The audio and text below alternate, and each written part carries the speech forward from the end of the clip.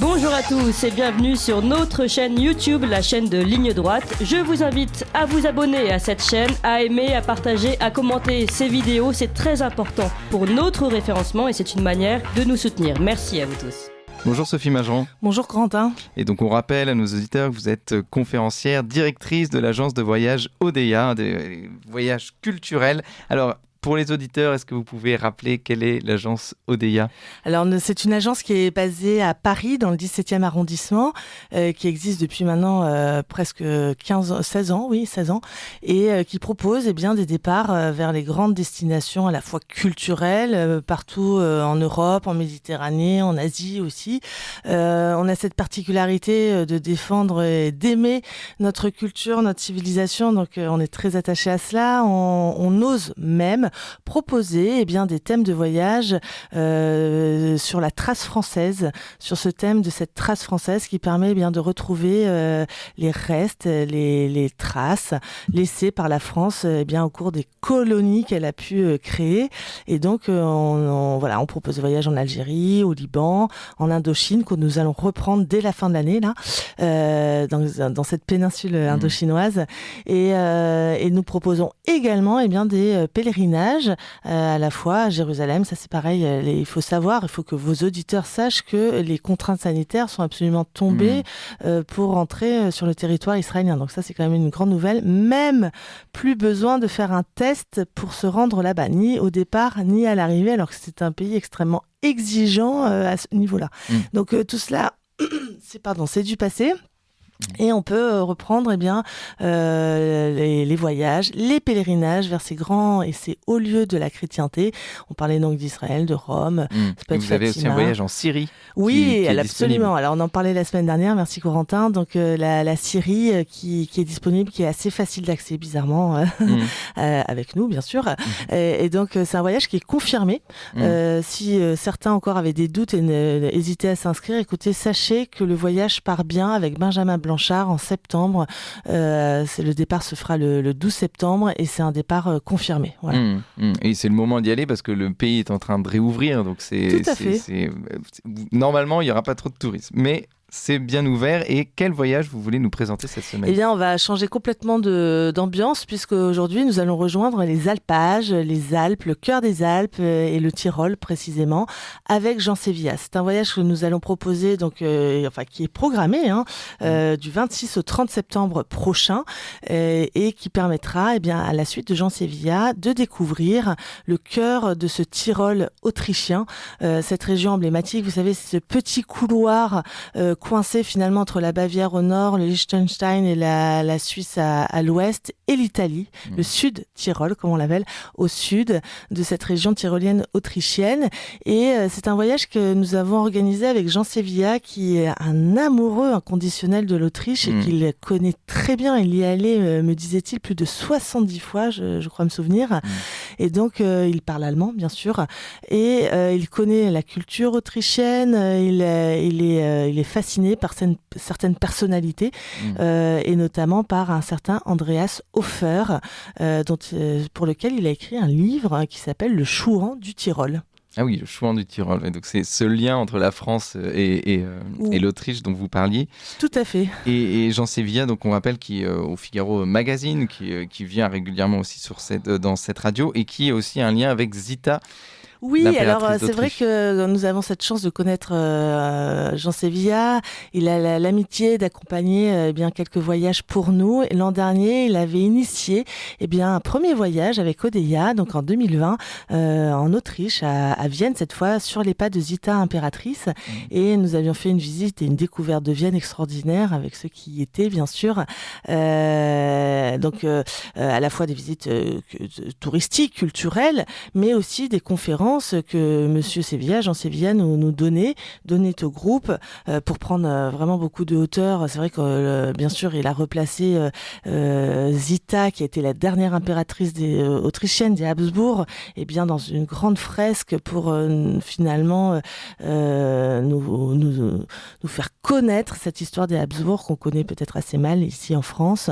Voilà, on prend tout de suite beaucoup de hauteur. Il a beaucoup insisté aussi au cours d'une autre conférence lors de ce voyage, et bien sur Zita, sa personnalité et finalement sa sainteté, puisqu'il y a un procès en cours qui est mené, qui est en cours, qui est défendu par une association que préside Jean Sévillat, justement. Et je crois que le mari de Zita est lui-même béatifié. Oui, donc Charles. C'est aussi un couple saint. Ça se fait de plus en plus.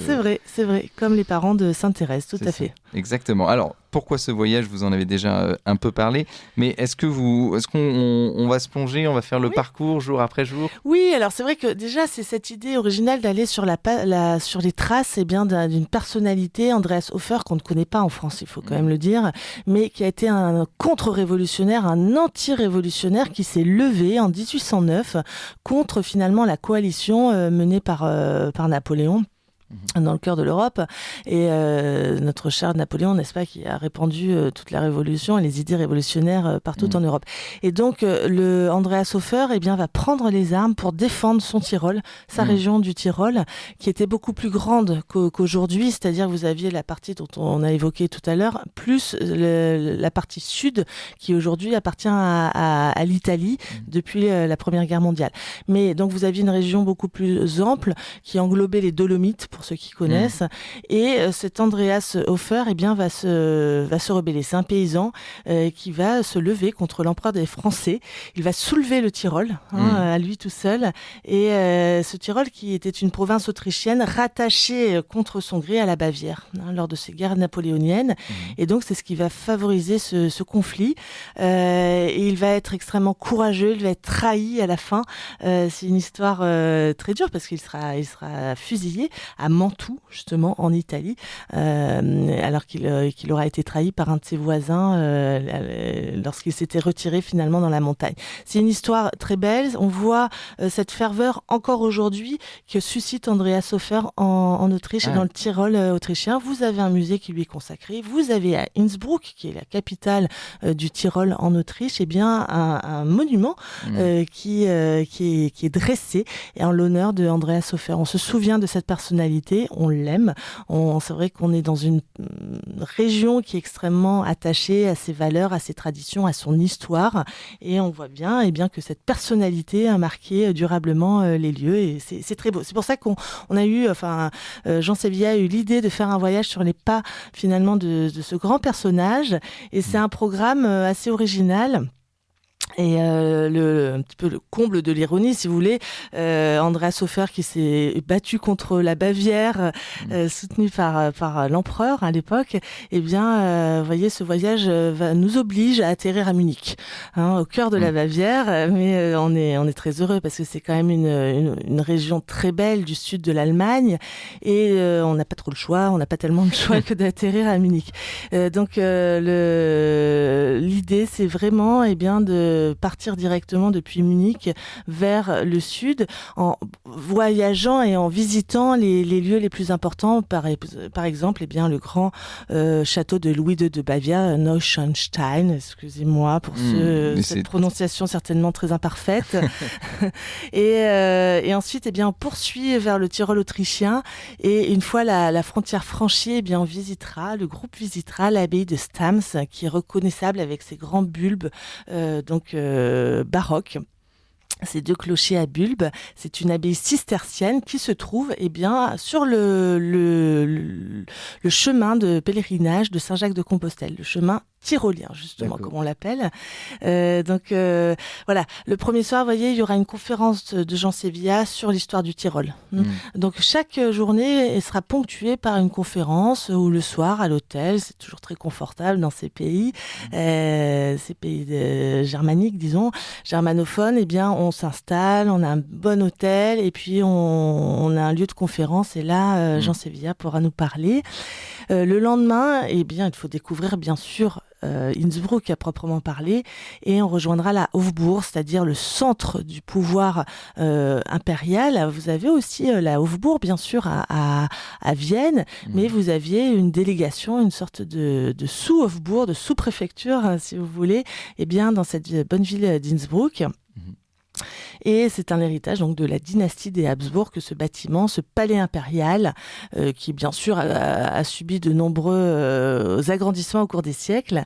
Vous avez des églises bien sûr, et puis on visitera aussi un musée populaire qui permet de découvrir le quotidien des familles du Tyrol. Ça c'est très intéressant. Il y a des reconstitutions, si vous voulez, de foyers domestiques. Avec les costumes traditionnels. Les costumes traditionnels, toute la vie finalement autour de la campagne. Encore aujourd'hui, vous avez des grandes processions l'été pour les alpages. Donc il y a tout un folklore, mais surtout une tradition qui est encore vivante. Ce n'est pas que pour le musée.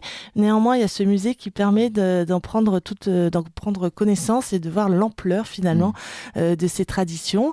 Et là encore, Jean Sévilla, le soir, nous proposera une conférence sur le thème des Habsbourg et de l'Autriche. Il faut s'intéresser à cette grande histoire, bien sûr. Alors, le 3e jour, on aura un panorama fantastique sur toute la vallée d'Innsbruck. Vous savez, Innsbruck, c'est une ville qui se situe sur un fleuve qui est très long d'ailleurs, qui s'appelle l'Inn. C'est la vallée de l'Inntal. Vous avez ces grandes maisons extrêmement colorées qui se reflètent dans les eaux bleues de cette rivière. On verra ce jour-là le musée qui permet justement de voir toute cette immense bataille menée par Andreas Hofer et le chouan du Tyrol. Il y a une grande fresque dans le musée qui retrace l'une des plus grandes batailles qu'il a menées. Et puis, un monument, comme on le disait tout à l'heure, édifié en l'honneur du chouan du Tyrol. Donc ça reste un héros national. Ça reste un héros national, mais en tout cas très attaché aux Tyroliens, à la région du Tyrol. Et puis, bien sûr, on visitera d'autres châteaux, d'autres villages autour d'Innsbruck, parce que la région est bien sûr très très riche. Et on n'hésitera pas d'ailleurs à découvrir ces petits villages médiévaux, très anciens, un petit peu en altitude, avec des châteaux. C'est très beau. Le château de Tratsberg, par exemple, sur une colline, c'est vraiment charmant. On se rendra aussi à Kramsar, Rattenberg, etc. Ce sont des villages qui ont beaucoup de charme. Et le dernier jour, on fera halte à Kufstein avec une forteresse qui a plus de 800 ans d'âge quand même, avant de reprendre la route de l'Allemagne et la route de Munich pour le vol retour. Donc un voyage du 26 au 30 septembre avec l'agence Odeya. Et est-ce qu'il y a une gastronomie particulière, une tradition à part le Jodel ? Alors c'est vrai qu'en Autriche, on aime aller déguster la fameuse Sarertorte, c'est-à-dire un gâteau au chocolat qui est fourré avec un petit peu de confiture. Les Allemands, les Autrichiens s'en régalent et en sont très fiers de cette spécialité, bien sûr. Et les bretzels, c'est aussi de... Oui, on les retrouve partout dans ce monde d'Europe centrale, germanique. C'est vrai qu'ils sont très attachés. Effectivement, en Autriche aussi, bien sûr, on les retrouve à tous les coins de rue. Vous avez des plats aussi typiques assez qui sont très bons, qui nourrissent les populations, surtout en hiver quand il fait froid. Il faut se réchauffer, donc c'est assez roboratif. D'accord. Et où est-ce que vous nous emmenez la semaine prochaine ? Eh bien, la semaine prochaine, je crois que nous partons, nous retrouvons la Méditerranée. Avec l'Andalousie. Avec l'Andalousie, exactement. Donc, vous voyez, on change un petit peu d'ambiance et très très belle région aussi que la région andalouse. Bien sûr.